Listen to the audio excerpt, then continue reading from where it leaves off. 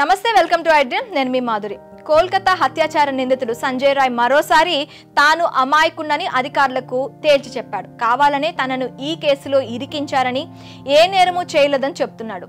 తన లాయర్ కి కూడా పదే పదే ఇదే చెప్తున్నాడని సమాచారం. సంజయ్ రాయ్ లాయర్ చెప్తున్న వివరాల ప్రకారం సంజయ్ రాయ్ ఎలాంటి నేరం చేయలేదు. లై డిటెక్టర్ టెస్ట్లోనూ ఎక్కడా తడబడకుండా ఇదే విషయం చెప్పాడు.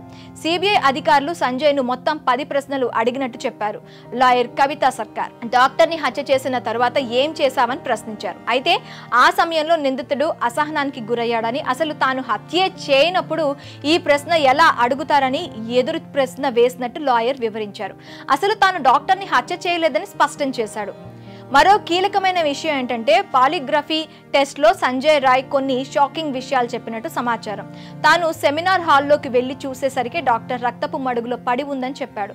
ఆమె అప్పటికే స్పృహలో లేదని, అది చూసి భయంతో వెంటనే బయటకు వచ్చినట్టు వివరించాడు. అసలు ఆ డాక్టర్ ఎవరో కూడా తనకు తెలియదని, అనవసరంగా తనను టార్గెట్ చేస్తున్నారని సంజయ్ రాయ్ అసహనం వ్యక్తం చేసినట్టు సమాచారం. నిందితుడికి పాలిగ్రఫీ టెస్ట్ చేసినప్పుడే అధికారులు మరో ప్రశ్న కూడా అడిగారని తెలుస్తుంది. నీవు అమాయకుడు అయితే ఏమీ చేయకపోతే అక్కడ డెడ్ బాడీని చూసిన వెంటనే పోలీసులకు ఎందుకు చెప్పలేదని అధికారులు ప్రశ్నించారని తెలుస్తోంది. అయితే ఈ ప్రశ్నకు సంజయ్ రాయ్ తనకు చాలా భయం వేసిందని, ఎవరికైనా చెప్పినా నమ్మరేమో అనుకున్నానని బదులిచ్చినట్టు తెలుస్తోంది.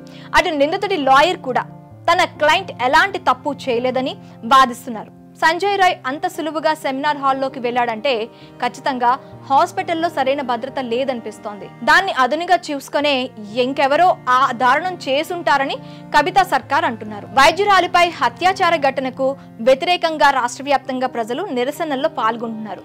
నిందితులకు కఠిన శిక్ష విధిస్తామని కేంద్ర రాష్ట్ర ప్రభుత్వాలు ఇప్పటికే పేర్కొన్నాయి.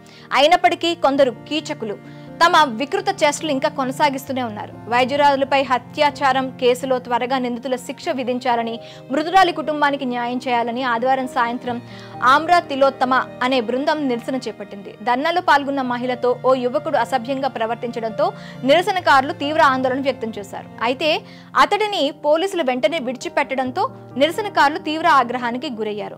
కోల్కతా ట్రైనీ వైద్యురాలిపై అత్యాచారం ఘటనపై దేశవ్యాప్తంగా ఆందోళనలు వ్యక్తమవుతున్న వేళ రాష్ట్రపతి ద్రౌపది ముర్ము ఆసక్తికరమైన వ్యాఖ్యలు చేశారు. తీవ్రమైన అత్యాచార కేసుల నేరాల్లో కూడా న్యాయస్థానాల తీర్పు జాప్యంతో సామాన్యుల అసహనం చెందుతున్నారని ఆమె అన్నారు. న్యాయస్థానాల్లో ఎక్కువ కాలం పెండింగ్ లో ఉన్న కేసులు పెద్ద సవాలని, కోర్టులకు సున్నితత్వం లేదనే అభిప్రాయానికి జనాలు వస్తున్నారని ముర్ము పేర్కొన్నారు. ఆగస్టు 9వ తేదీన ఆర్జీకర్ హాస్పిటల్లో ట్రైనీ డాక్టర్ అత్యాచారానికి గురైంది. సెమినార్ హాల్లోకి వెళ్లిన ఓ డాక్టర్ ఆమె మృతదేహాన్ని గుర్తించాడు. ఆ తర్వాత హాస్పిటల్ యాజమాన్యానికి సమాచారం అందించారు. పోలీసులు వచ్చి ఎఫ్ఐఆర్ నమోదు చేశారు. అయితే ఈ విషయంలో పోలీసుల నిర్లక్ష్యంగా ఉన్నారన్న వాదనలు వినిపిస్తున్నాయి. సుప్రీంకోర్టు కూడా దీనిపై తీవ్రంగా మందలించింది. ఇప్పటి వరకు ఈ కేసులో సంజయ్ రాయ్ను మాత్రమే అరెస్ట్ చేశారు. సిబిఐ అధికారులు విచారణ కొనసాగిస్తున్నారు. ఈ కేసులో ఎలాంటి పురోగతి లేదన్న ఆరోపణలు గట్టిగానే వినిపిస్తున్నాయి. అటు ప్రభుత్వం నియమించిన సిట్ ఇప్పటికే ఓ రిపోర్ట్ తయారు చేసి ప్రభుత్వానికి అందించింది.